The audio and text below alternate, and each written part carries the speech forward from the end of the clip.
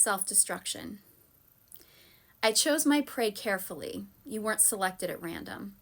Your coldness matched my self-destruction, so we could both hurt me in tandem.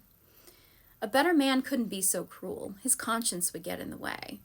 But you were up to the task, and my inner victim was ready to play. I turned myself into your dream girl and invited you to be my nightmare. Your indifference was exactly what I needed. It's like your soul's not even there. But the devil's in the details, and I've planned your role as the villain to a T. I made sure you had a wandering eye, and that you'd look at everyone but me. So I let you spin me like your stories around a floor made of nails. Your lies were my truth, even though you kept changing the details. Your kisses burned like acid, but my tears made the pain go away. You gave me plastic roses, but all I needed were the thorns anyway.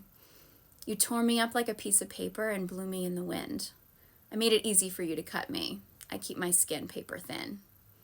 Your bites were like Tyson, they took parts of me. But we made up like Taylor and Burton, movie star kisses for the world to see.